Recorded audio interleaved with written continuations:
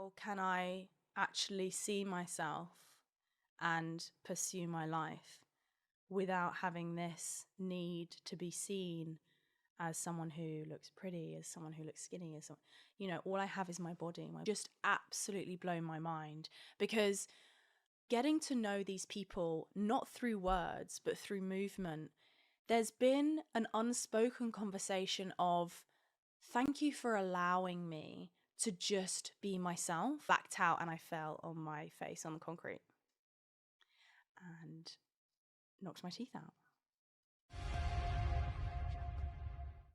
Hello, welcome to episode 13 of Who on Earth. Now, sorry there wasn't one last week.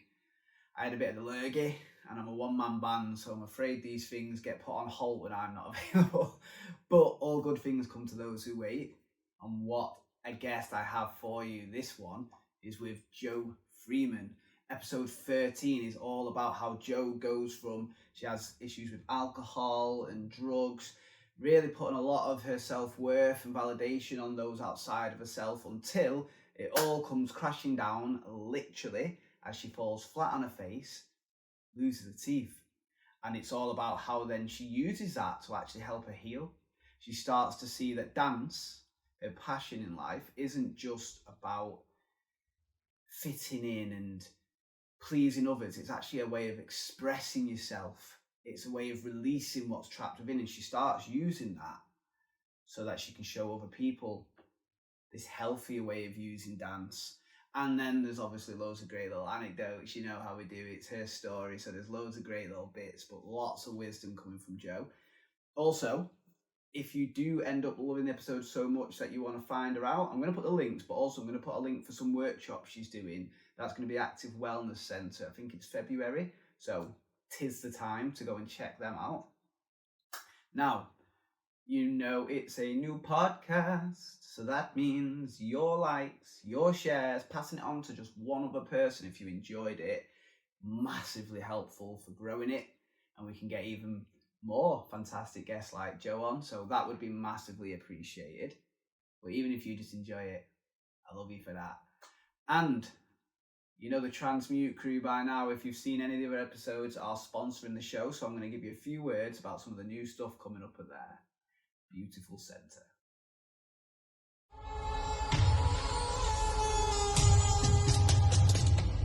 You know how much I love me some Transmute. Well, it's a new year, so of course there's new things to tell you about. What new things, Michael?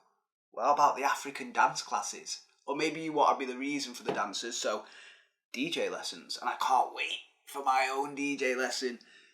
DJ Moksha coming soon. Keep an eye out. And then we've got Jams Mute. I tell you, bring an instrument. Maybe it's even just your voice. Maybe you just want to enjoy the atmosphere, but come down to a Jams Mute and just express yourself through that sound.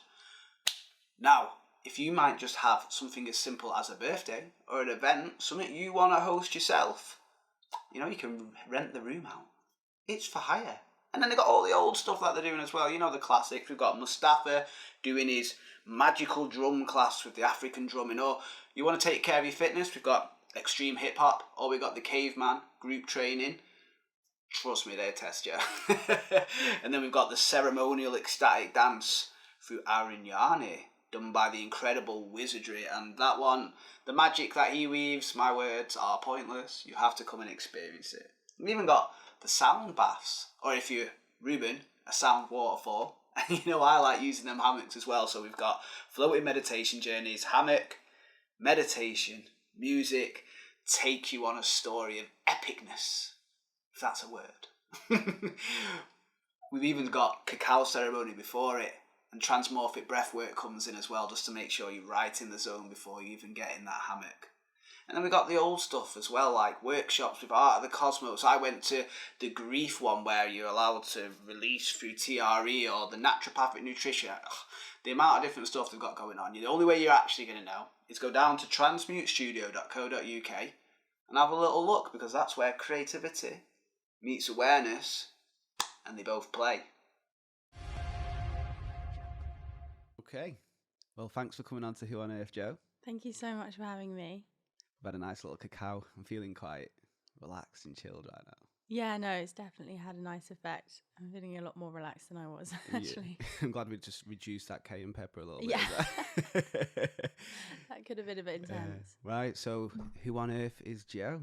I always start it with where you've come from, as I was telling you. It's good to get a bit of context, and then we'll just naturally go on our little tangents, little stories that make up who Joe is, those experiences. But let's start with where you've come from. Thanks so much, Michael. Well, was born in Cambridge, lived in Hertfordshire, and I was lucky enough to be accepted and funded to go to Tring Park School of Performing Arts Ooh. when I was 11. Yeah, so I So boarded it's there. quite young then. Yeah, quite young. I left home and boarded there till I was 16, and then I left for London. And I was again very lucky to be accepted into Rambert School of Ballet and Contemporary Dance when I was 16. So I was living in London when I was 16. Okay then.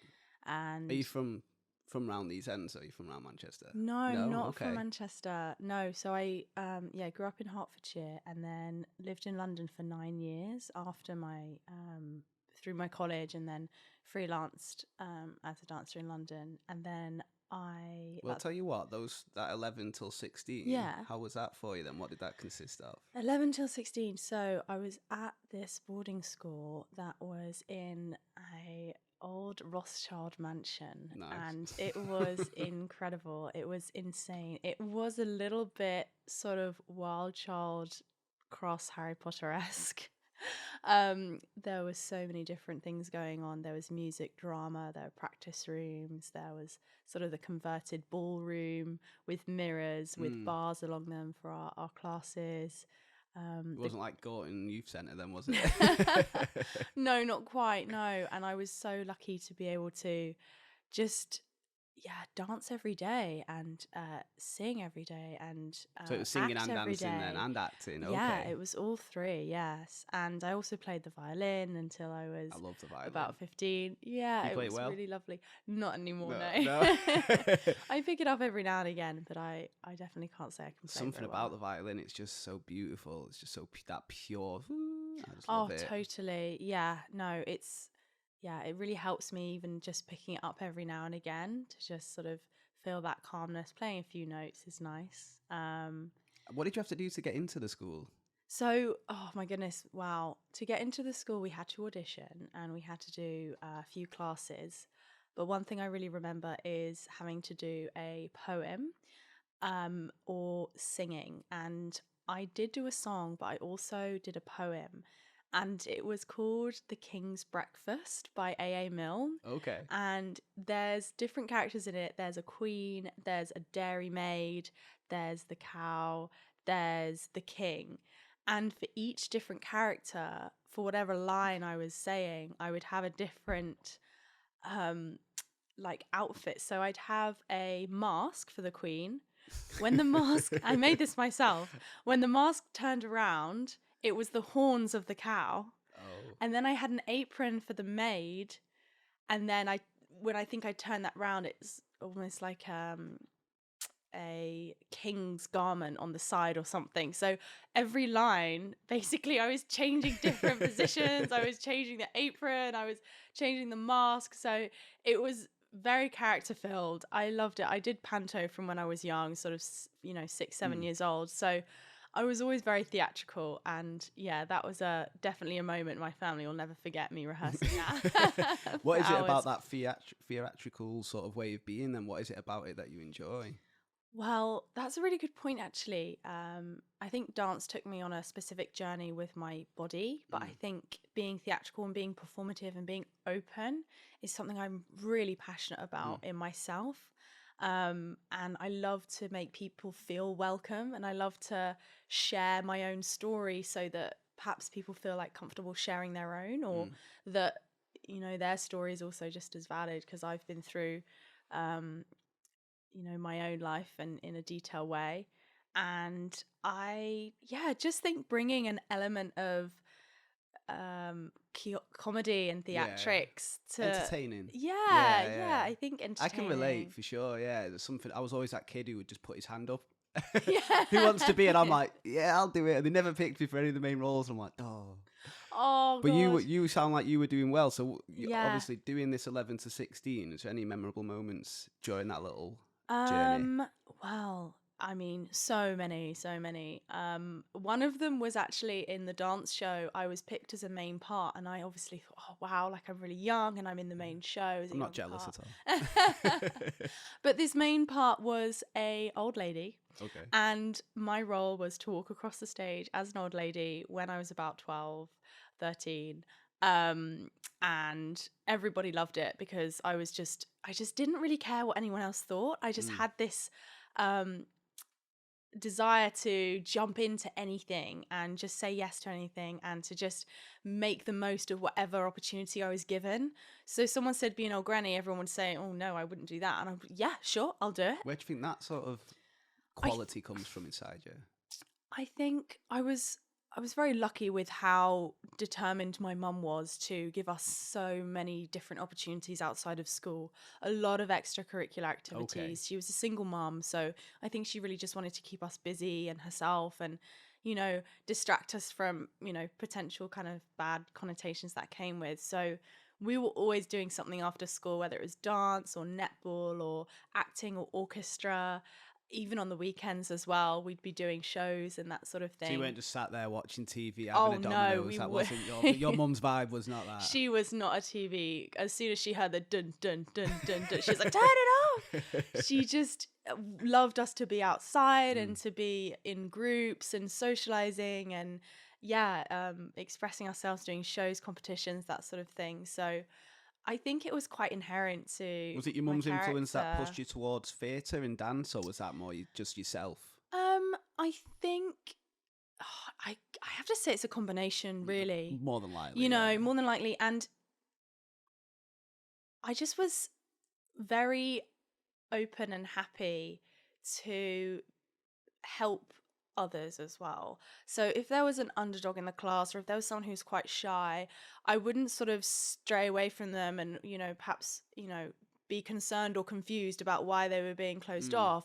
I'd want to try and help them and, really bring them into the space. So I think from doing that, I didn't just gain, I gained confidence in myself that I could then open someone else up and they started opening up. I and love then, doing that when you just Yeah. somebody just gets introduced to something and then you see them flower. Yeah. Just because of that little sort of like connection you brought to the moment. Exactly. Yeah. And I think so because of that guidance and because of that confidence in ultimately stemming from, having two younger sisters and having to help bring them up myself.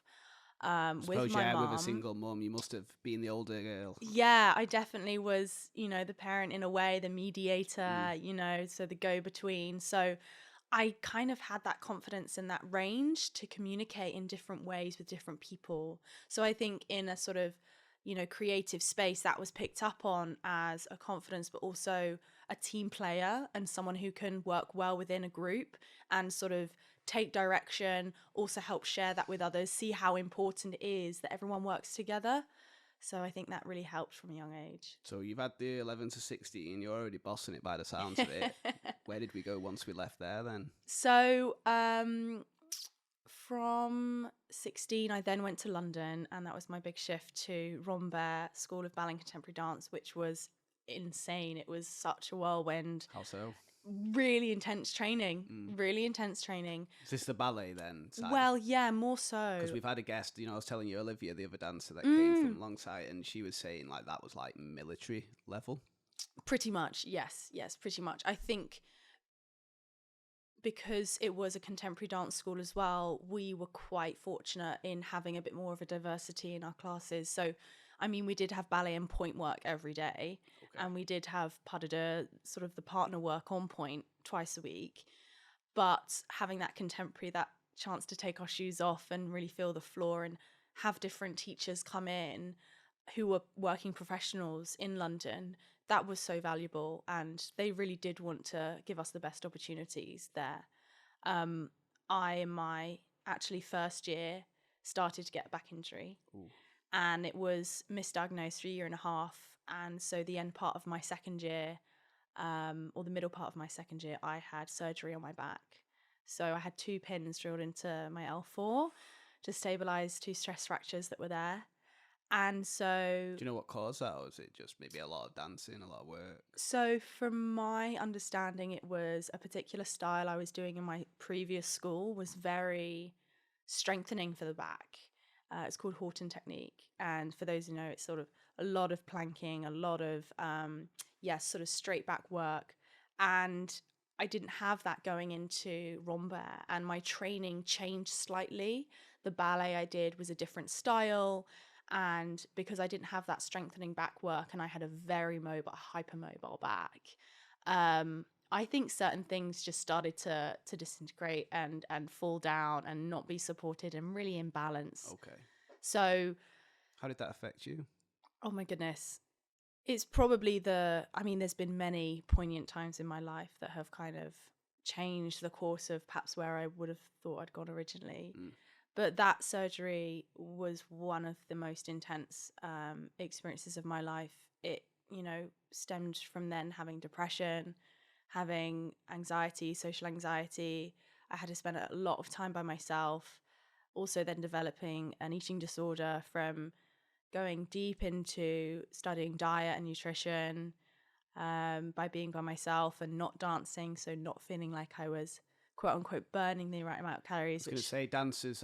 That's a thing, isn't it? As well, like yeah, it's a lot of pressure, and you're just taught to visualize yourself and try and compare yourself to others, and that comparison, if you're not in the space and you're not feeling confident in yourself, just comes from an aesthetic place.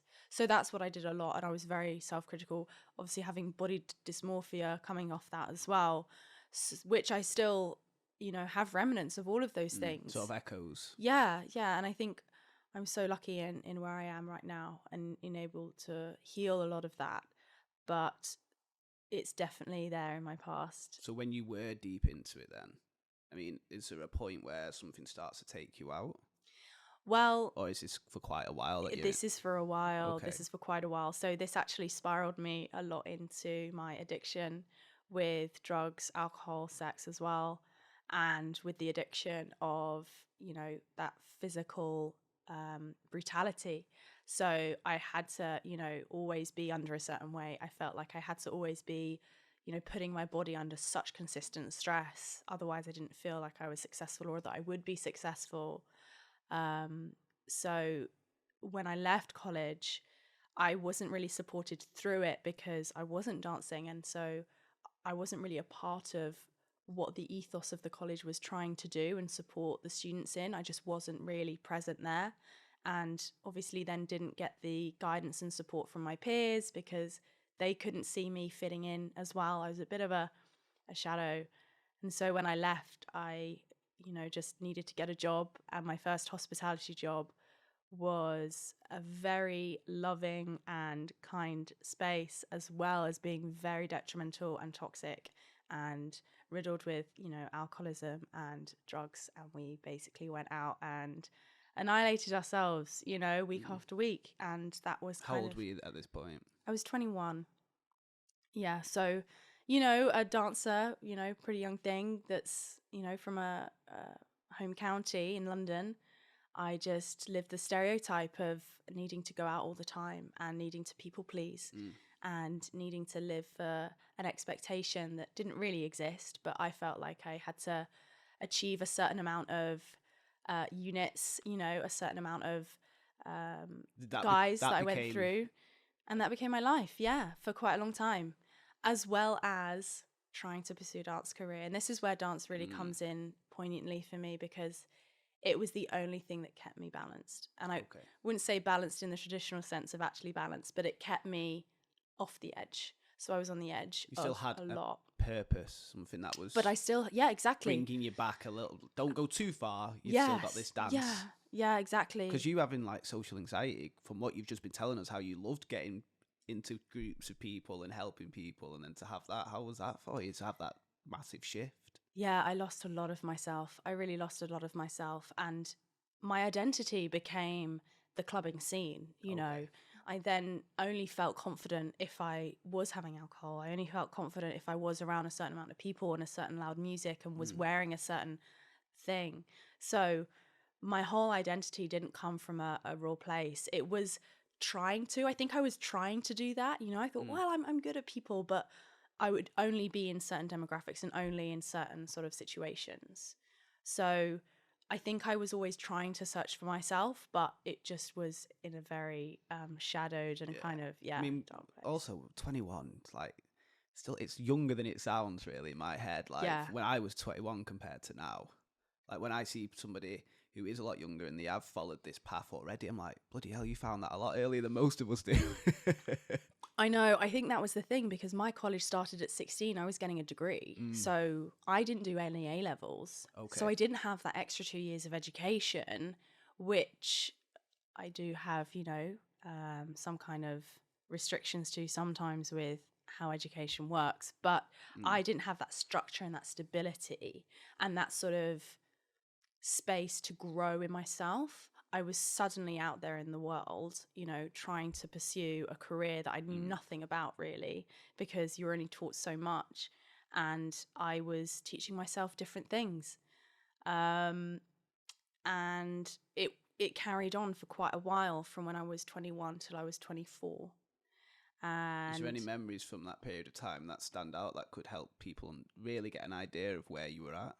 Yeah, so I got into this dance company called Chrysalis London, which is disbanded now, sorry. And it was really lovely to have dance be a focus for all of us. And I think many of us were on the same page. We were trying to make our way. Some things weren't really working out. And quite a few of us were still very much in that sort of clubbing scene and feeling like, success. It was just like a treadmill, really. But the moment where things kind of changed was the final year. We had our summer party at the director's house, and there were a lot of drugs and alcohol going around. And We're talking like party drugs then? yeah, party drugs, yeah, definitely, like weed, cocaine, MDMA. And there were some people there who very much did not accept it or embrace it at all. And massive love to them, because they actually stood their ground and they didn't take part in it whatsoever. However, I very much did, because again, I was people pleasing the director, and other people who I felt like taking those sorts of things would give me some credibility. I suppose if you're getting like social validation. anxiety as well, Yeah. you've got all this other stuff going on, it's kind of like just Absolutely. it's called getting out of your mind for a reason, out of your head for a reason. Yeah, exactly. And it just gave me a direction that I felt was actually safe. Okay. Which is a bit mixed up, but that's where you were at the time. That's where I was at, and that's I really was doing the best I can. And I think that's the biggest thing to reflect on, is I cannot feel guilty or regret any of those times, because I really did feel like I was doing the best I could. I didn't feel like I was hurting anyone. I was hurting myself a lot, but my intentions were always really just to try hard and really just say yes to everything. And I was just saying yes to perhaps the wrong things.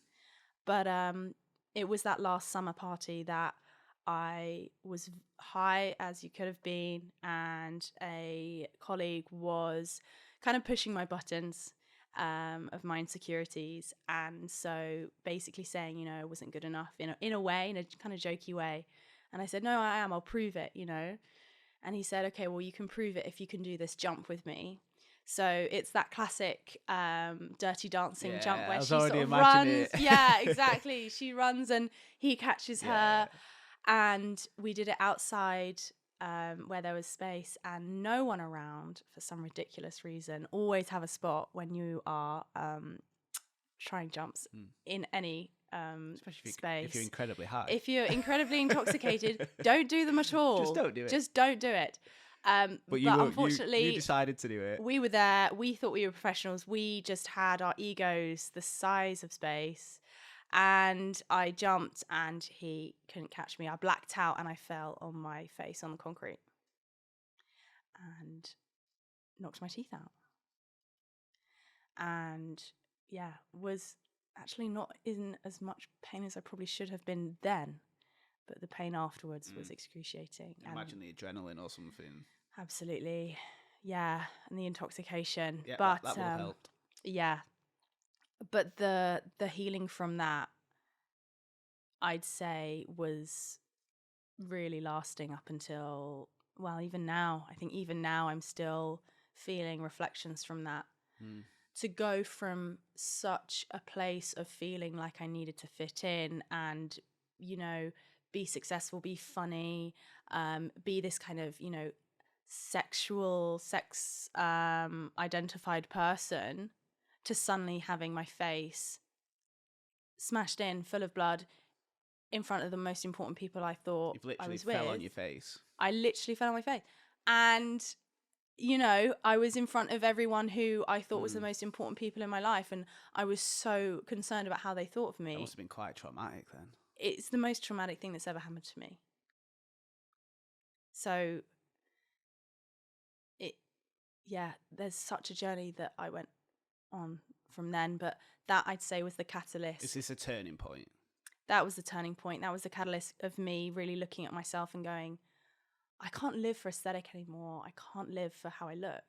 I can't live for, because I didn't know what was going to happen. I didn't know if I'd get teeth again. I thought I might have broken my nose, my jaw. Are you 21 here? So I'm 24 here. 24. So 24-year-old girl.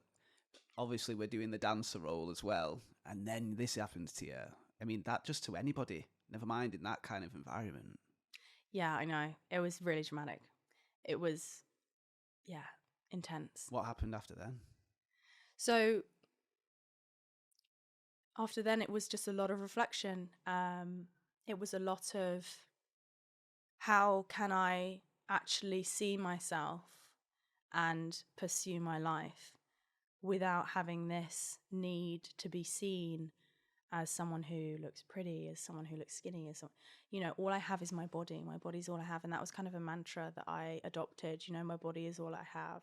So I really made a vow to look after my body from that point forward and eat a lot better and, not just work out because I felt I needed to, but work out because I wanted to. Yeah, because it's a healthy thing to do. Exactly. I can definitely relate, and I'm sure a lot of the listeners and viewers feel the same. It's almost primal.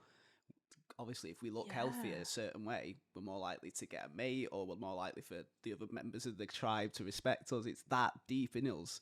So just to expect that not to come out in a society that is designed to push all them buttons and amplify those insecurities, and then this happens to you.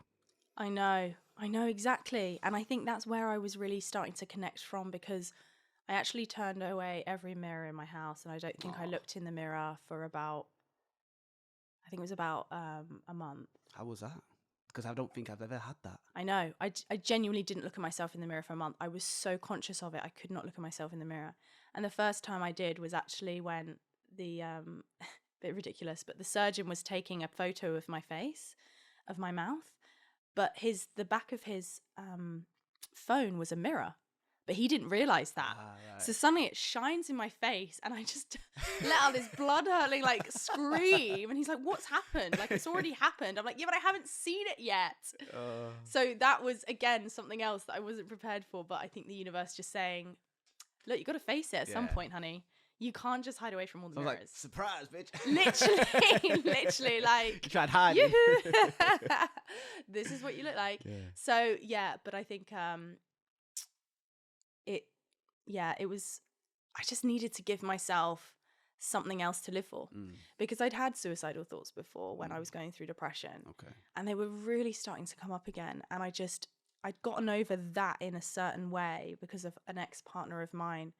Kind of, made me feel loved and made me feel worthy in a way. And I knew that was what I needed this time. I needed to start loving myself again. Doing it for yourself. And I needed to do it for something else other than, again, other people and that external validation. And I wasn't really conscious of these being this being the language I needed and this being my intention.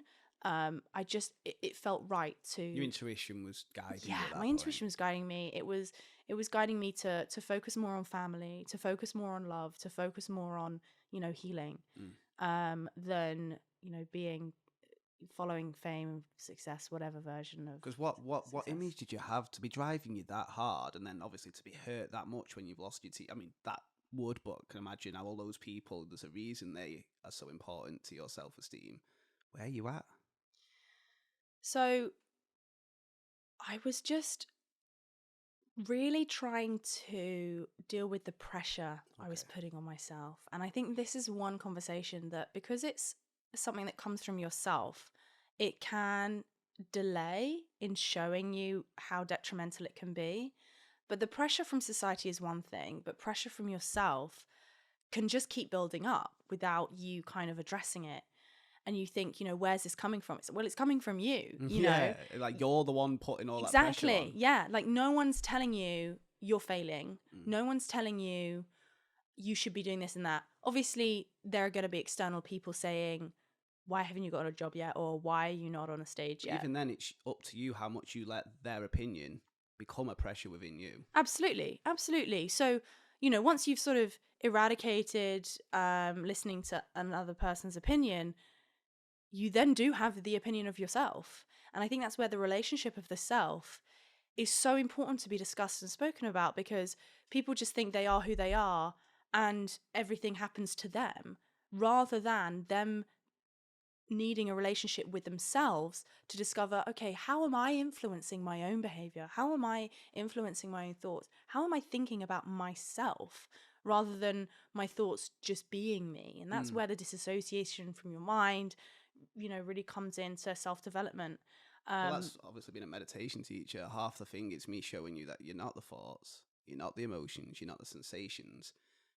You're the person listening. Well, not even person. You're the essence that feels. You're the essence that hears. How did that come from for you? Because I used to. Have you heard of IFS? Yes, internal family system. Yes, of course. Yes, That's when I started having a relationship with the self.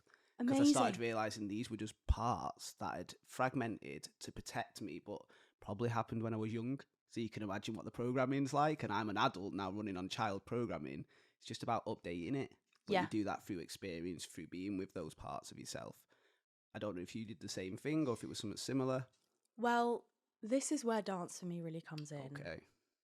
Because I didn't even touch meditation until I was about 26. Okay. So before that point, how was I trying to follow my intuition? How was I following my knowledge? In reflection and in hindsight, it doesn't really make sense until you bring in dance. Okay. Dance was the space where my mind was set free. Dance was the space where my intuition could fill my body, where those emotions, those sensations could fill my body as feeling the right way to do things. I was feeling more myself. I was more at home. When my mind started racing, I then started to notice the difference between how I was thinking about myself, how I was feeling about myself in these different parameters, when I was dancing and when I was not, when I was in my full-time job, when I was, on stage. And I just started to think, okay, if I'm trying to think about myself and have a relationship with myself that's better, what feels good? What just feels good? I think sometimes it's overcomplicated in spaces of self-development sometimes, and it's, you need to write so much and you need to ask yourself these really taxing questions. You Do need a mentor or a therapist. 3 hours of meditation and breath work and yoga, and then you'll have a good day. Exactly. Whereas what just feels good, and not feels good because someone else told you it feels good, and not feels good because you want to present yourself as a certain person. What about even immediate gratification? Have you got it where you can do something that's delayed? Yeah, exactly. What feels good just because you feel good right there in yourself. And so I started to just practice a little bit more of like following what felt good. And dance allowed me to experience what that goodness felt like from a true, pure sense, not from a sense of artificial outside of ourselves, hormonal stimulus, those rapid kind of coffee highs you get, that's not good. That is a very, short, fleeting, fast, fleeting good. But that sort of long lasting and integrated and grounded and, very much you representing like what good is. So I think from that place, I started to follow those notions, and knew dance was always going to be in my life. It just kept coming back, Comparing it to the acting and the singing, is dance the one that resonates most? Or funnily enough, now I'm actually exploring acting. Oh, okay. Yeah, so now I'm getting into the acting space. I'm part of an academy and I'm setting up my portfolio. Ooh. Actually, filming my showreel this weekend, Oh, which that's is cool. exciting. Yeah. So, expression in its entirety has definitely been something I relate to and something that helps me. I think that's important. The fact that you say that's what it is. It's expression. It's just you expressing yourself in a unique way. Do you find that you allow yourself to come out, or are you very like regimented with what the person who's directing saying, or is it a mix of both? Oh, it's definitely a mix of both. It's taken me a while though, and I think that's important to remember for people is that, self-expression takes a lot of time and you have to keep cultivating it from, a sense of yourself. If you go to a teacher, it's great to have input, but it more is, them sort of catering to your own expression and, finding out what that is by yourself. So if you are an actor, like seeing how your self-expression comes out in writing or in, art or in, even in movement. I think sometimes we fixate on one form of expression, like I used I'm to say a dancer. That's it. I'm an actor and I'm a singer. Yeah, I can't do anything else. Yeah. Well, It's you can. Maybe you're more skilled at other bits, but when you see little kids, they're my guides, they're my gurus, because they're just, I want to dance, and it's not I want to dance to make myself look good. It's just yeah. I just need to get it out. I just need to express myself. And that's why I was telling you about Arignani with Wizardry, who we will get on. Exactly. That ceremonial ecstatic dance that he does. Like, I just lost my uncle, so you can imagine the amount of pain that I'm wrestling. Well, not wrestling with, but processing. And then in the dance, I could just, it wasn't, why am I doing that? What are they going to think of me? It was just, this is how my body wants to move when those particular tones interact with my own energy. And it is so healing. Yeah. So can you talk a bit more about, I think I've just led you up. I just saw you just set me up. That was brilliant. That is what I came to the conclusion of. Right. Now, I have understood that what I was doing was healing myself. So it comes from a very biological sense, and animals in the animal kingdom, when they get stressed, when they have, perhaps a predator approaching, their body goes through shock, they go into fight or flight, their adrenaline gets pumping, and then they respond. They either fight or they flee, or they freeze, depending on what animal. And in that moment, the body goes through such an intense feeling, and hormones are sort of overpowered.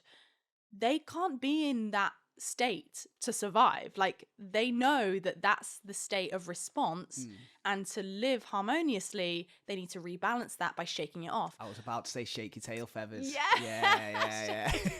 So whatever it is, animals, you see them, antelopes, like doing this furious shaking after they've just had after they've just had to chase, or they've had to sort of stress themselves out. They'll just shake it off. And so that, and because obviously, humans do have access to, different intelligence and consciousness in the body and in the mind, having an intentional way of processing that stress and that trauma. You said that, intentional. Yeah, really intentional. Because I was dancing for so much, I didn't really know why. But now I've started to dance with more intention. It's shifted a lot more in a lot shorter space of time.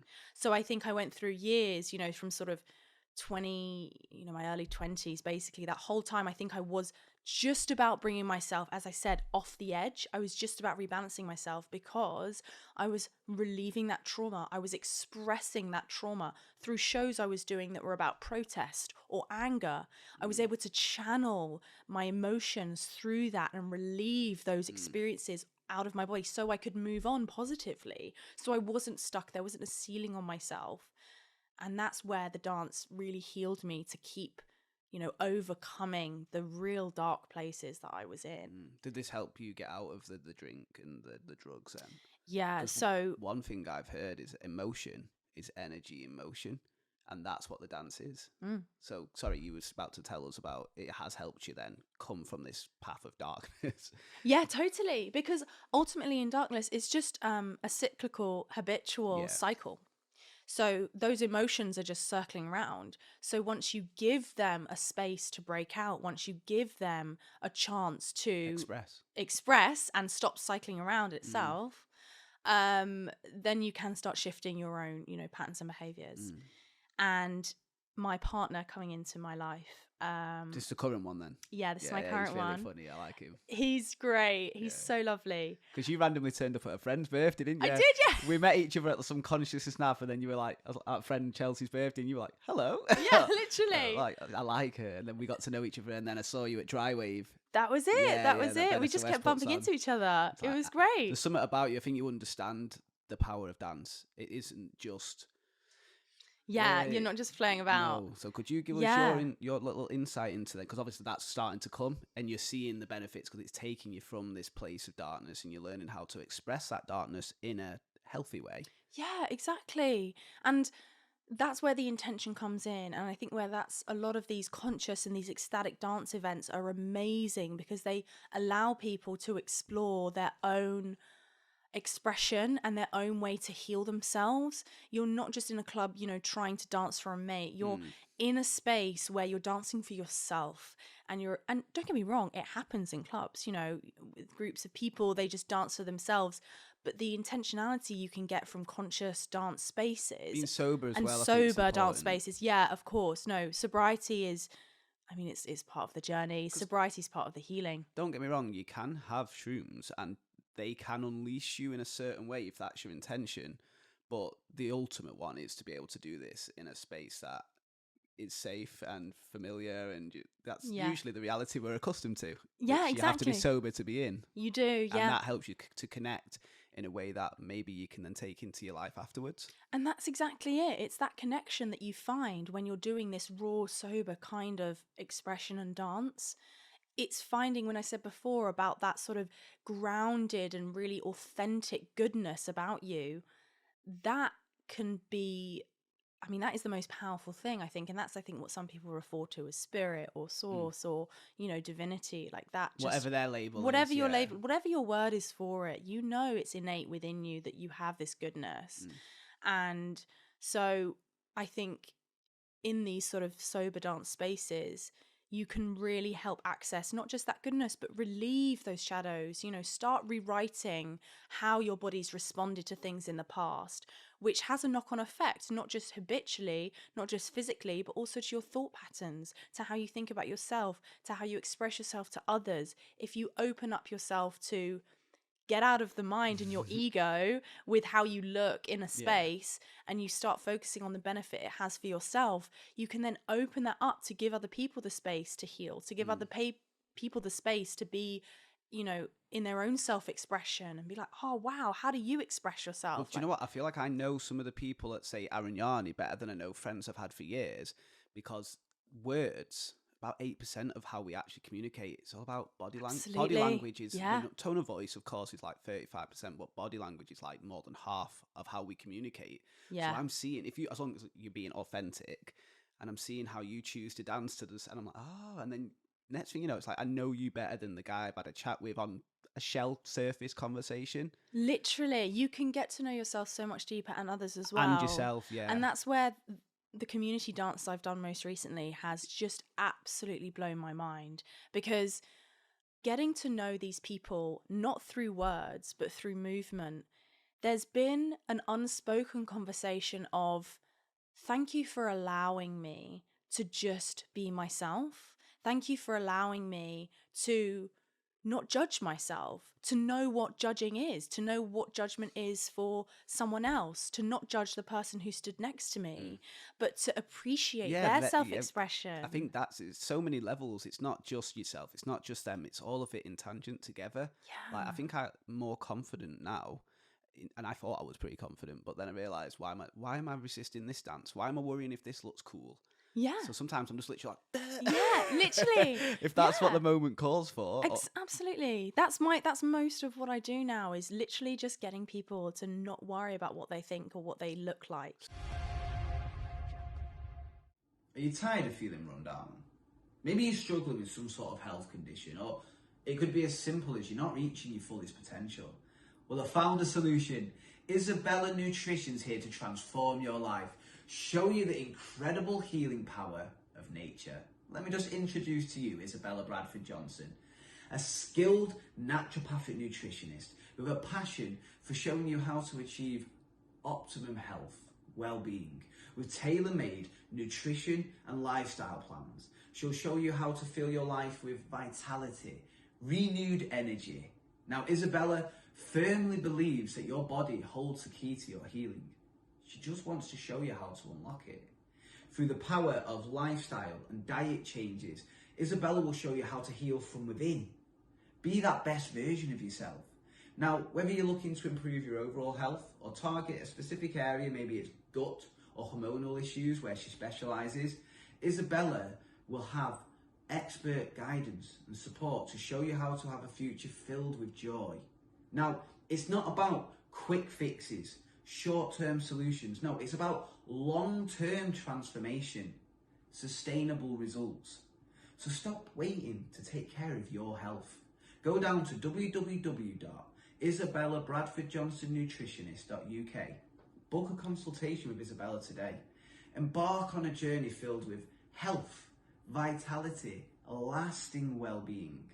Isabella Nutrition, empowering you to live your healthiest life. So let's rewind a tiny bit. Yeah, then. go for it. We've gone from using this, you're figuring out, because you've got to start with yourself, I imagine. You can't teach it or teach somebody else how to do something you can't do. So have we got a little period in between you doing that and you wanting to teach? So what happened So then? this is my other big life experience, is that I lived for 9 months with a Buddhist monk. Okay. And as you do. Yeah, as you do. It was when I first moved to Manchester for the masters I was doing, and it was very intense. And don't get me wrong, you can definitely go both ways with spiritual practices. And it was Did he have a particular type of Buddhist? Yeah, he was from a group called Ananda Marga. Okay. And it was very intense, sort of 2 hours meditation in the morning, in the evening, mantra for sort of 4 hours on a Sunday. And were you partaking? Yes, I was, on top of my uni work as well. You have missed a bit though. How does this start? Because monks don't just come into your house and start chilling for 9 months. How did that? So I moved into his house. Right, okay. Yeah, so when I first moved to Manchester, I moved into his house. He was subletting a room with another 5 gentlemen over the age of 40. It was a very, very unique experience. Yeah, I can imagine. And, again, because I was in a space of sort of very unstable, very, worried space, I felt like I needed a house with people that I wasn't actually interacting with that much. So most of the other people were, just in their own rooms, and, everyone kept quite separate. And I felt like I needed that. However, this monk was unbelievably lovely, and he was amazing. He was really kind. What was their name? Let's give him a shout out. Dada. I think it's Ramakrishna. Okay. But we just all called him Dada, and he was amazing, but very strict as well. So he was from a Maori tribe, his heritage, and had a lot of difficulties himself, but he found spirituality to be an amazing lifesaver. And that is how my spiritual journey started. Okay. And I just Thanks to Dada. got it. That's to Dada. And he opened my eyes and actually gave me a language and gave me an explanation for the whole universe, for the whole of my dance understanding, my knowledge, where spirit comes from, where it goes, what it does. And it made so much sense. And then I started having conversations with him about how I would understand it as, someone a lot younger and someone who was in a creative field. And so he really appreciated that. We had a few, conversations back, so many conversations about, the deeper understandings of life. And that was the first time I really felt like I was understood. Could you give us a bit of an example of what sort of realizations, insights still speak to you now that you think you carried from that moment? Yeah, totally. One of them specifically was that there is a universe. There is a universe at its wider understanding. They call it Brahma. And Brahma basically is, or Parama Purusha, basically just, again, there's so many different words for it. Some people call it God. There is a energetic mother, father figure, aunt, uncle, however you want to see it, looking over you at all times. And I had never really The felt all-seeing eye. the overseeing eye. I had never really felt like I was being cared for because I Okay. had a very erratic childhood. You know, single mom, 5 kids. It was very mental. Like, she did an amazing job. She did the best she could. But there was a lot of trauma from that time. So I hadn't realized until that point that I basically was living in a fight or flight response my entire life. So it was until that point where he really made me realize and connect to this oneness and this container and this nurturer that was present outside of me, that was influencing and looking after me. I then finally began to relax and to speak to myself and to speak to the universe and go, okay, where is my relationship with the universe? Where is my relationship with the world, you know, with other people? Not just like in my head and who I think I am and what I come across as, but actually from a wider perspective. Why am I here? And those poignant questions came in. Why am I here? What is my purpose? What do I connect to? An amazing revelation I had was that I was actually addicted to dance as well. I was addicted. It's not just the drugs. It's not just the drugs, No. it's a Are you mentality addicted as well. to TV? Are you Absolutely. addicted to food? Or Yeah, exactly. Are you addicted to one person, you know? So I found that I was addicted to this idea of being a dancer, that I had to be working in a professional company. I had to be, you know, physically exhausted all the time. I had to be not eating well and eating very little to be successful. And that was such a detriment to myself. So for me to finally remove myself from those ideas and those concepts that I had labeled success sounds and to empowering, go, liberating. I can just be me and I'm okay. Like, I can just be me and I'm actually I'm successful. acceptable. I'm actually I'm good enough. What? Yeah. So just to say, like, I'm good enough, what, just being here? So I could do nothing. Just existing. And I would be good enough. And that was just, that blew my mind. That blew my mind. And I think that's one of the most powerful things I come back to when I'm feeling overwhelmed, when I'm feeling stressed. I am good enough just doing nothing. I'm good enough just as I am. Well, I have 3 things. I have enough. I do enough. I am enough. And straight away, I can feel a softening That's so within. nice. Because after you've got those 3 things, it's like, I just felt that. it really calms you, doesn't That it? really Because does. we're in a society that's like, how are you productive? What are you doing for Yeah. us? Do. Are you Always doing. You're at home? How dare you? What are you doing on a Saturday night? You're staying in and like colouring in and like writing in your diary? Yeah. But and it's I more feel fulfilling. amazing. I feel more fulfilled. I feel more powerful. I feel so much more stronger than I ever have in my entire life. And I would never spend a Friday, Saturday or Sunday night at home. I would always have to be out till the early hours. Otherwise, Otherwise, what I have I done felt with worthless. my Friday or my Saturday? Yes. Whereas now, I don't go out clubbing at all. I don't drink, for one. So when did that start? So it's been a big journey. And I think, you know, when I'm with family every now and again, I might try a glass of, I think it's Prosecco for me works sometimes, or champagne. I can have a little whiskey, maybe a Corona, but Yeah. very rarely. And that's the thing. I think once you start, you know, you start filtering out drink, going cold turkey is also hard, but also very necessary. Just to have that space for a little To while. have that space. And then when you start filtering it back in, you go, okay, well, again, it's all about intention. Why am I filtering this back in? You know, why am I sitting at a table feeling like I should drink when I don't need to? Or why am I sitting at a table feeling like I need to have 2 glasses of red wine when I could just have like 1 small glass? Or I don't know, just giving yourself options, just it's giving right, myself. Because then you're not unconsciously, mindlessly, you're not being led by impulse. You're actually the pressure being conscious of others. Going, oh, actually, no, I don't need it right now. I'm absolutely content. And otherwise, I'm not content. Why do I need that? Why can't I just sit with this feeling? Yeah, exactly. Yeah. And sitting with, you know, I think that's a really powerful thing.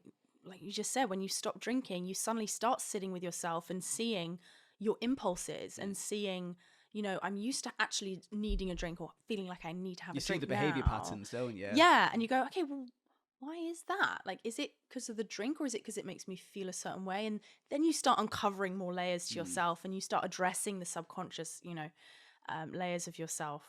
rather than just, again, those habitual patterns that come back. So sobriety has been an amazing thing for me. And again, it just helps clear you up with your sleep, with your diet, with your productivity, with your just connectivity with people. Most people, when they drink, perhaps they, drink for a night and then they're hungover for half the next day, and then they're still sort of recovering for. I just can't hack it. I cannot hack anymore. That hangover for me, like I could have a couple of beers, but just wait. I feel like I'm in a crisis. I feel like I need to go to hospital. Literally, I'm maybe having a panic attack. Yeah, literally, I know. And and it might seem far-fetched for some people, and that's fine. I was on that journey. I literally couldn't have a day without a drink. But now knowing who I am and now feeling more confident with being sober has just given me that power back. I feel like it allows you to connect far more as well. Because Yeah. I don't know if you've heard of Gabor Mate. Yes, love Gabor It's all about Mate. the Yes. 4 connections. Connection to self, which sounds like you've now started to do. In connection with others, sounds like you've started to repair that. Yeah. Connection with nature, the universe, you've already meant, like, doesn't matter on the label, but then also connection to purpose. Yes. And you were just starting to tell us that that was coming in. Thank you. Yeah. So that is, my sort of journey with connection with myself and, the universe and everything. And now it's starting to be my purpose in serving others with this. Dance was so powerful unintentionally for me. Yeah. It healed me from so much. So now how can I intentionally help it heal myself, which I started the practice doing, and now how can I help others? And I have seen a massive transformation with people who have never moved before. I did a pilot with Romba Dance Company and Manchester Mind collaboration where we worked with a set group for 6 weeks, and literally the first session, one lady said, "Oh, I probably won't move today because 6 months ago I was bedridden and I've only just been able to sort of get up and get out the house." Good on her, though. She was there and I was mind blown that she came, but she was like, "I'm just curious, I'm just going to sit and watch and observe." I was like, great. You can be, perfect. in your head, you could be like, "Oh no, they're meant to be." Because I've had that where someone's just come, but it was such a big step for them to even do that. Totally. And then in the end, they were having a little. I was happy with her just sitting out. That was the best moment for me. She got up half an hour before the end of the session, Yeah. started moving. I saw her in the corner of my eye. She was just doing her own thing. And then by the end, she was in floods of tears. She said, "I haven't moved that much in years." It's so beautiful when somebody just finally allows themselves. Exactly. And you can't say exactly what that was. I will never take on that being totally down to what I've done or what I've But presented. you played a part. The space was there for someone to see that others were moving in different capacities. It's safe. It's safe. They're expressing themselves. They don't care what other people think, or maybe they're going through trying to not care what other people Yeah, 'cause think. that is a Maybe I can process. go through. Yeah, 'Cause exactly. you don't just get there and be like, right, now I'm okay doing whatever Exactly. dance move comes to me. Like, it is a Yeah. process of, oh, what do they think? It doesn't matter. What do they think? It doesn't matter. Yeah, exactly. Even I've had that for a long period until recently. It's just been like, be anywhere you want. It's so beautiful that And you when do offer that space when for you, people. When you find that bridge, as you say, it's really powerful. And that is now just being able to provide a space for people to think about, or primarily not think, about moving and about what that can help Movement you do. meditation, really, isn't Because it? we do, with meditation, it is that presence. It is just being okay with what it is now. And therapy does a lot of that, and talking does a lot of that. And I, really do admire, therapists, and I have one myself. I couldn't go a week really without it, or I would obviously be in a different space. I find it very useful, and I know others do. I've had it before. That was where IFS came from my own therapist. And Yeah. it was just the perfect person at the perfect moment. Oh, I love when But that then happens. there is dance. There is, because even Exactly. I don't know if you said like psychedelics was something that's Yeah. helped you. What ones are we talking? Yeah, there's so many parameters that have really helped balance out this holistic way of seeing yourself, and also seeing the way that you want to interact with life. Psychedelics for me have really helped open me up. Which ones in particular? So ones in we're aware? particular, so psilocybin Yeah. mushrooms. So that's magic mushrooms. To those who Yeah, don't know. magic Yeah. mushrooms have really helped me find a balance, when I've been on this sort of treadmill of work and then I find I'm in a stillness because I'm a freelancer. So my work is so sporadic. I can have, a month where I'm working literally every day, and I can have 2 weeks where I have probably one job, for a couple of days. And that space is sometimes quite overwhelming. It's sort of like, whoa, my body's used to habitually being on this sort of, path and, having a lot of things to do productively in the sort of 3D world. But then having mushrooms has really allowed me to find that balance in myself, to know, these are the things you need to go inside for. These are the habits and these are the sort of qualities of yourself that need to be improved and that can be improved, but also need a lot of space, a lot of reflection, a lot of, shadow work, a lot of, because it helps so much in that. It's like they say they've got a spirit to it, doesn't it? And that's sort of guiding you where you need to go, and you work with it. You don't become passive. You don't try and control them. Good luck. But if you meet them in that middle of, look, you probably set an intention before. I know that's important, and if you've got an intention to work with these technology like medicines to then help you heal in ways that you were a bit stuck with. Absolutely. And you know what? It's really helped my connection with my partner as well. Oh, okay. And I think with people who are perhaps in their heads with relationships and really struggling with trying to communicate or understand each other, a really intentional mushroom ceremony can help you find those layers that you can't match with each other on this sort of, 3D reality, on this, on your day-to-day path. Some people feel like, that energy there's a feeling there that we don't know what it is, but we don't talk about it ever. Well, mushrooms help you get to that place and just address it and acknowledge it, and not even necessarily find a solution there. No, you don't need to do anything, but look, here's this. Exactly. There's another layer. Can take it into sober life. Absolutely. It's not absolutely. Like, what happened? Exactly. And it's not like, I need to be, again, having mushrooms every day to access that. You're then reliant on them. You're reliant on them, and also they really won't serve you in the best way. I think if you do keep having mushrooms, they stop having an effect. They do, yes. It's almost as if they go, you did it. Yeah, you're doing this wrong. We're not there for that. Exactly. We're not there for dependency. They know. Well, mushrooms are the smartest thing on the planet, I think. I've heard many talks ancient. on that. Yeah, they I mean, have you seen it where they put I'm not sure what it's called, but they put like little devices in it and you can hear their frequency as music? That's incredible. It's so cool. That's incredible. It's so cool. I mean, I know they're one of the most powerful things. I probably could. Do you know what? I will do that. I will do a mushroom dance. That's my next venture. Mushy dance. Well, December's a quiet month, so there's a lot of introspection going on for me. And again, exploring these new concepts of how to explore reality in a different way. And healing others and helping others with dance is just one, small facet of what I'm interested in and what I'm exploring. Well, you mentioned holistic, didn't you? Yeah, exactly. So holistically also means, in terms of understanding nature and the planet. And the seasons we have, what they represent, what they represented in tribal times, and what we've lost, and the connection to nature. Also astrologically, with this, I'm a very, my chart is sort of very outwards, spiritually sort of in tune. So I need to keep grounded quite a lot of the time, because I can spend a lot of time, in my thoughts, in my mind, in my intellect, in my connection. But it helps me, with that astrological language of what is going on, again, under the surface, or energies that come in from day to day that, perhaps we can't explain.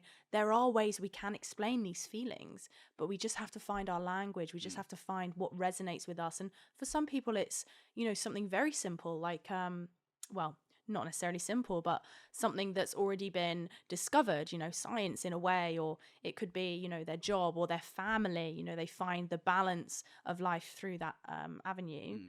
But I think just exploring something that is outside of your understanding, learning something new. Well, that's how you grow. Is how you grow. Yeah. Exactly. I had a friend who said the universe isn't interested in your comfort, it's interested in your growth. Absolutely. That's why it'll keep pushing you these lessons towards you. You can ignore it, you can push it down, you can absolutely hide from it. But funny enough, it comes back. And exactly. Because you're meant to learn that. You are. It's not the universe, it's not a kid with a stick poking you. It's no. just, hey, this is for you. Absolutely. Oh, you missed it last time, maybe this time. And that's where that first acknowledgement of the fact that the universe is here really to support us and really to... But not how you'd imagine. Not how you'd never, imagine. it's like No, no, always no, this no, no. sideways and you're like, hey up. I think there was an amazing quote I heard recently that said, the bad news is we're always falling through space. The good news is there's no bottom. I've heard that, yeah. Something very similar. Really nice, really nice. You will always feel like you won't necessarily get to that like solution or that ending. What is the ending? There's always growth. From being a dancer, you should know it's not about the last step. No, exactly. The dance is not about that at the end, or the No, song exactly. isn't about that last ding. Exactly. It's the song. Because when you finish, people go, "Oh, I bet you feel amazing now." It's like, well, yeah, I feel really proud and grateful for what I've done, but I enjoyed it while I was doing it. That was the point. That was the moment. Yeah. That was the point. Can we come into some, because obviously I am wary of time. You've got a class, haven't you, that you're going to be teaching? Yeah. I think we've still got about 15 minutes left, but I'm very mindful I want to bring up some of the good work you're doing. Thank you. You've gone, obviously, from this space. We've heard your journey. We're getting connected. Mind's opening. We've got a spiritual background to what we're doing as well. A bit more of an understanding. When does it come in and how does it come in that you want to pass this on? Where is this class with this lady coming from? So I am starting up my own mindfulness movement classes. And this is really to help anyone who is interested in any aspect of this, whether it is just moving, whether it's just being in a space with different people. It's a very open space and I give a lot of options and it's mostly improvisation. So you explore your own movement, you explore your own self-expression, and a little bit of guidance just to help the body open up a bit. And my next workshop is happening on the 13th of December, next Wednesday. Oh, nice. Well, I'm not sure when this will come out. This is probably going to be more like January, February. Right. But what we'll do as well is we'll get all the links to how to follow you, how to find you. We'll catch up then. I will definitely have more in January and February when this comes out. So please, catch up with what I'm doing. But it's at Friends Meeting House, so it might be around that area. Also looking very much to collaborate with charities. I've got a connection with Manchester Mind, but if there are any charities or if there's anyone out there who has a space or a community space who wants to include movement into mindfulness, into meditation, into supporting anyone, who is going through mental health issues, or even if... Tell you what, you could probably even speak to Transmute. Absolutely. Yes. There's so many spaces that'd be interested in this. Who Yeah. understand deeply why it's important to dance in a way that is healing, not just for show. That is so true. Yeah, of course. So places like Transmute, of course, the Residence Centre, definitely in contact with them at the moment. So yeah, just wanting to extend that to the other communities around Manchester, if anyone's listening and wants to explore a bit more. Yeah. And you're doing theatre work as well, right? Yeah, so I also am performing with a company called Fallen Angels Dance Theatre who work with recovering addicts. And that's where the movement comes in supporting their recovery and their healing. Because the director, Paul, who was a dancer with the Birmingham Royal Ballet, he was an addict and he found that dance obviously was basically, projected him so much more forward into his recovery than others. So I work with them very closely as well. And we have a relationship with the Royal Opera House. So we're going down there in April next year to work on another project, which is very exciting. So follow them as well. And I do my work at the Northern Ballet School for contemporary and for, holistic sort of mindfulness practices as well. Got it all going on, haven't we? Yeah, a bit of everything. So yeah, let me know if anyone is interested in dance, in, holistic practices, in healing through movement. It's great to know who's out there. Yeah, I mean, we'll put all the links in the description after like Instagram, Facebook, however it is. Brilliant. Yeah. I'm also mindful of making sure that there's nothing we've missed. So do you Yeah. think there's any major point? Because it's Who on Earth for you. This is your chance to just share that. We've still got 15 minutes. Is there something that's coming up that you don't feel you quite shared about yourself? Thank you. Well, there's been so much. I think one of the things that I found really powerful that I've experienced lately is sharing the self-belief that not only I've been able to cultivate in myself, but how that's extended to others. So the students I work with, they do get really worried about auditions and about, life after school. And I think many students can relate to that. And one of the most powerful things that has really helped me has been to believe in your own path, that you literally can write and you can decide your own reality. And it's trying to not necessarily take it away, but it doesn't have to be formed in a spiritual sense. It can just be formed in an imaginative sense. Like, why do we have imagination? It's to create, right? But why do we just have to create for a performance, for someone else's view, for someone else's, enlightenment or learning?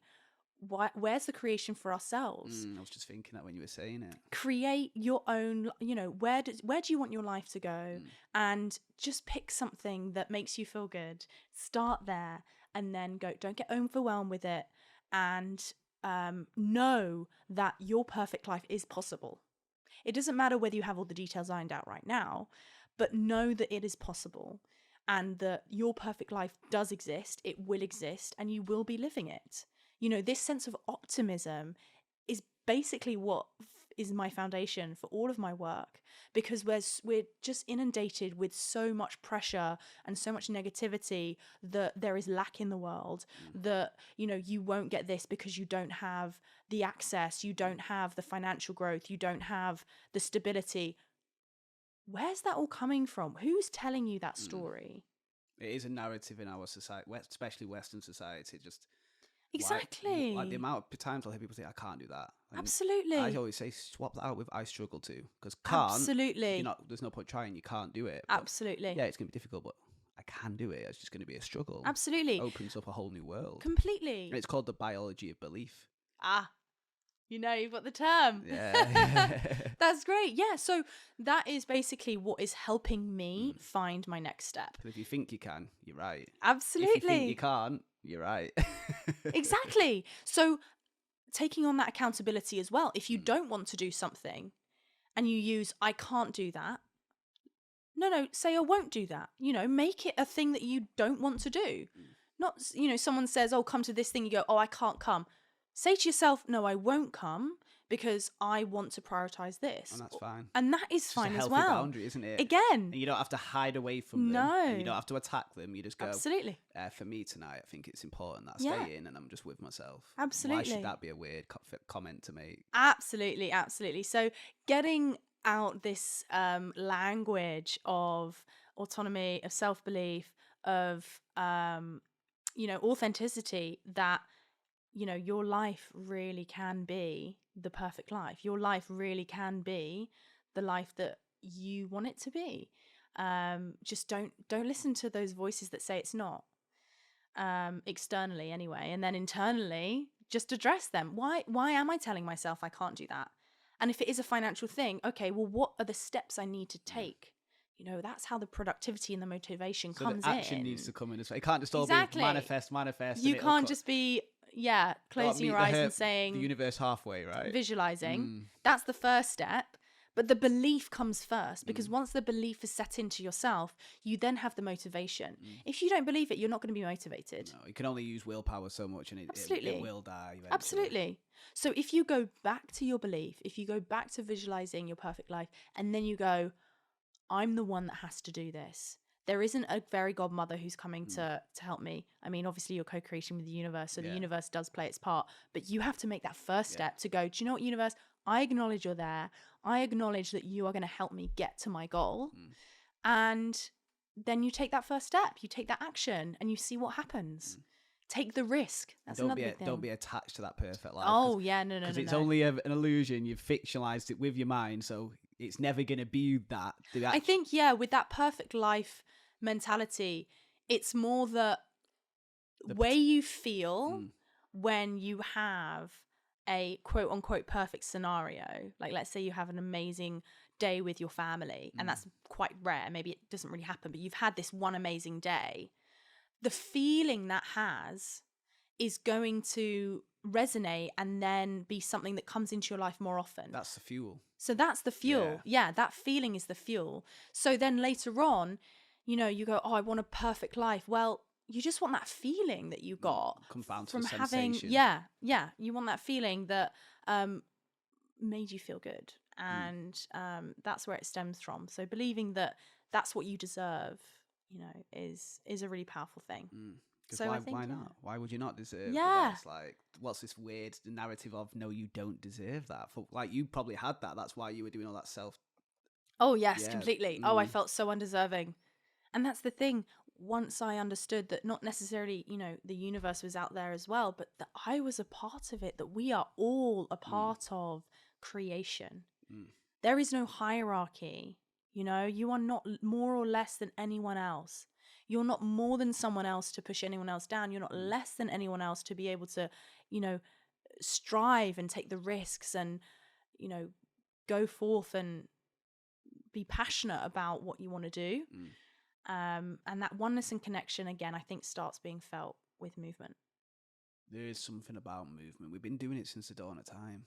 Yeah. Music and movement. Yeah. It's a very innate human quality, isn't it? And even the animal kingdom love a bit of it. They do, yes. When you put, I know you see animals when because they feel it, you know, sort of that sort of instinctual resonance in the body. And I think that's the most powerful thing is music and movement coming together. I'm very passionate about music. It's my choreographic practice, which I also have as well. Okay. Being a choreographer, music is what starts it. You know, that resonation, that imagination and that expression that comes from music helps inform the movement that will come out of it. Well, if you think about it, sound is frequency. Your body is atoms vibrating at frequency.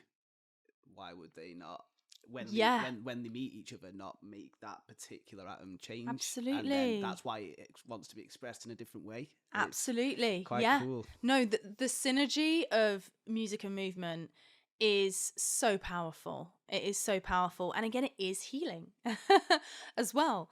So, which is such a revolutionary way of thinking about it, because it wasn't for that for so long. And it probably started out as that, but maybe unconsciously people just were like the animal that shakes its face. It's not thinking, I need to shake my tail feathers. It's just instinctively doing it. Yeah, it's an instinctive It's almost thing. like we're re-remembering. Yeah. Oh, of course. This whole year, this whole new year is going to be about re-remembering, because we have all the answers within us. You know, we are part of creation. We are part of the understanding and the science of how the universe started, how the universe evolves.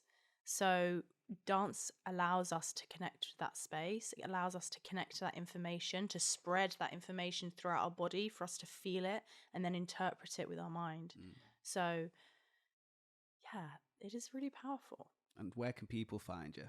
So people can find me on Instagram at Jo_Freeman_10. The website I am creating is for Free Mind Movement. So Free Mind Movement will be up and running very soon. You'll see it all there. And yeah, I don't have Twitter or X. Is it now? Excellent. I don't know. I never got on that one. Yeah. I've even got a social media manager that's coming in, because I'm like, oh my goodness. I need somebody to start doing that. That's definitely I'll my do the dream. content, but then you be in charge of when it goes out 100%. and Yeah. coming up with strategies on how to best get it out there. Because I want to help people Of just like yourself. My course. connection to purpose sounds similar, which is help myself alleviate my own suffering so I can experience more joy, so I can show others how to do that as well. And hey, we're all winning, we're all healthier, we're all making a happier reality. That is the goal. That is the goal. Yeah. Also then, is there anything you think we might have missed before we let you go? Anything, maybe any just good work? I know this is about me, who on earth, which I'm so grateful to be able to be here and to be able to speak about my story, which will be evolving. And Of course. I'm actually sharing more of my story by writing a film Ooh. about, again, the lifestyle of a dancer. Cool. I have a YouTube channel called Jo Freeman as well that has pockets of that. So I'll be expanding that as well. But mainly just to anyone listening, thank you so much for supporting Michael and the amazing work he's doing here, sharing people's stories. It's so useful. I wish, you know, I had this access when I was on my journey of healing, and just hearing that there are so many different people out there from all walks of life trying to do a good thing, and that you can do a good thing, and that you are doing a good thing just by listening to this here. So thank you so much, Michael, and thank you so much, everyone who's listening. Oh, it's been my pleasure, and I always like to ask the guests, do they want to leave a little echo of who they are, last little bit of philosophy, anything you want to share, last little bit of Jo? Last little bit of Jo. Just don't stop dancing. Stop dancing. That's got to be it. Whatever dance is to you, whether it's in your room first, whether it's in your kitchen, just move to your favorite song, dance it out, Shake your tail feathers. Exactly. And know that you are the most important person on this earth. So I really hope people know that, and I know I needed to hear that, that you are the most important person. You are so needed, so valued, and so loved. Well, nobody else can offer what you can, or any of these listeners. They're all Absolutely. unique in their own way, and when you're acting like somebody else or suppressing yourself, well, that's it's almost like going against the universe, because it's like, well, you're the only one who can be Jo Freeman. Absolutely. No one else knows how to do that. Absolutely. Even the label, let's drop that. No one knows how to be this essence expressed in that way. Please do that for us. Let us enjoy you. You enjoy you. Yeah, exactly. Enjoy yourself, guys. You're incredible. Yeah. I think that's a nice way to leave it. Well, thanks for coming on. I appreciate it. Thank you so much, Michael. It's Peace been amazing. And love, guys. Peace and love. Isn't Jo just such the most beautiful soul? Like, just being around her, because we didn't know each other massively well, but being around her straight away, we just gelled, and I feel like we really just gave you guys such a beautiful way to look at life. When we literally fall on our face, how can we use that to grow and actually find purpose in what we would call that situation we'd rather not happen? Now, Jo's got loads of great stuff she's doing. You heard about it. So I'm going to put the links to find Jo in the description. So please go check her out. Like I said, she's got workshops coming up in February, if it's not past that date, but I'm sure she's always got some new thing going on. So even if it's to go watch her in a show. Also, I'll pop the links for Transmute, for Isabella Nutrition, and for myself. So if you wanted to come down maybe to one of my journeys, or you wanted to go check out one of the classes, which I'm going to be putting online as well, so that's an option, or you want to book some sort of one-to-one in, I love passing on what's helped me. It's my purpose, so please don't be shy. Now, episode 14 coming up next week. That one's really going to be a cool one. There was these two conscious artists. I was at my friend Smooth, and it was when me and Josh from Transmute really first started to get to know each other, and there was these conscious artists, Cushiony Love and Carrie Tree. The energy in the room was amazing. I left feeling like I'd transcended. And then I seen them again at the All About Love Festival, and I was like, look, if you're ever in Manchester, please come down. I've got so many studios we could get you in. They only had time for one day, so of course we got them at Transmute Studio, and they did the most amazing concert. Such a special experience. It was great to do a bit of meditation before it as well. But I also said, whilst you're staying at Josh's, get on the podcast, because I'd love to share your story, guys. So there's actually a double act next week where Carrie and Cushiony are going to give us a bit of an insight into how the music's played such a vital role and how they found each other in that. Proper cool people. I can't wait to share them. Definitely one I'm excited to share with you all. Now, guys, I love you and leave you. I hope the messages that you've received from Jo help just inspire you to go that next level, to elevate yourself in whatever pursuits you're pursuing. Thanks for watching. Any shares, much appreciated. You know I love you for it. Even a little like takes a second, and it means a lot to me. Peace and love, guys.